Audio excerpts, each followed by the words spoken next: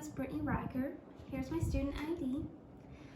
Today I'm doing a lab for science and early childhood. We're going to be using scientific inquiry to find out if these things sink or float today. So the scientific inquiry process includes asking questions, creating a hypothesis, creating a test, doing an experiment, and constructing new knowledge. So our question today is, will these items right here sink or float? We will create a hypothesis by discussing which ones we think will sink and which ones we will think will float. So we're going to go ahead and use these. Our hypothesis, we're going to write down on our hypothesis papers whether they're going to Yagrako or Yatuf, which is sink or float in Arabic. Once we write down on the piece of paper, then we're going to actually do our test. So I went ahead and I wrote down what I thought would sink or float, since we don't have any kids to guess today.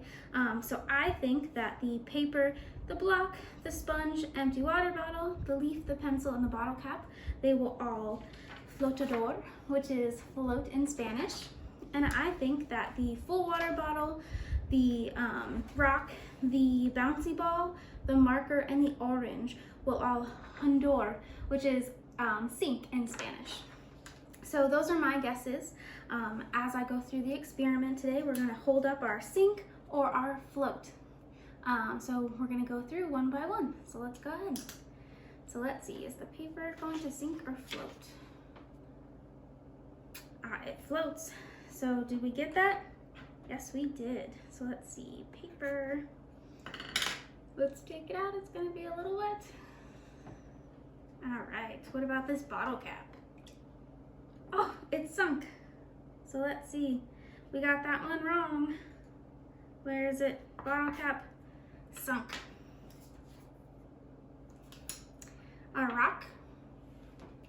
Oh, it sunk right to the bottom. Sunk. Did we get that one right? Yes, rock.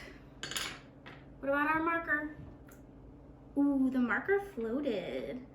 So it floated. We got that one wrong.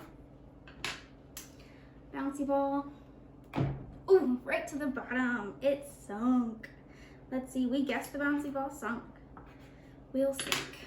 Let's see, we got our leaf. Ooh, and our leaf floats.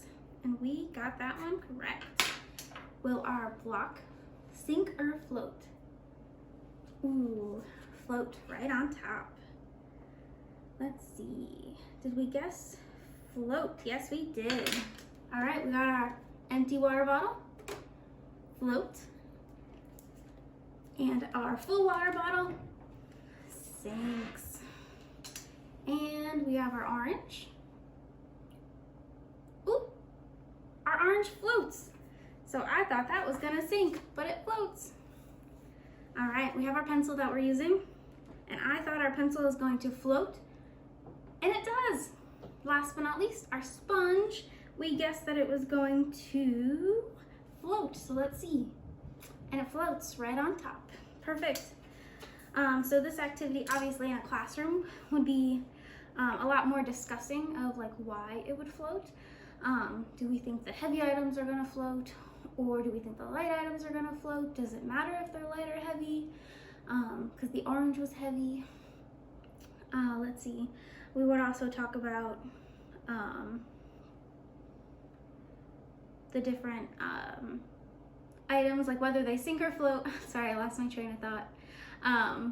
But yeah, so we would go through. So today I was intentionally teaching a science lesson about objects sinking or floating, but I also was trying to teach social skills, because I know some of the children in the preschool class that's chosen online have a couple issues with, fitting in, because English might be their second language. They're not used to it. So putting in the different languages on the pieces of paper, trying to include them, giving visuals about floating up and sinking down. I've seen a lot of really cool videos about like doing dances instead of like doing it, so sink and float. So yeah, I think the activity would have went really well in a classroom. I would have wished to have a clear bin so that you can see the things on the bottom. I think that would make it a little bit more interactive for the kids. So next time, that's my plan.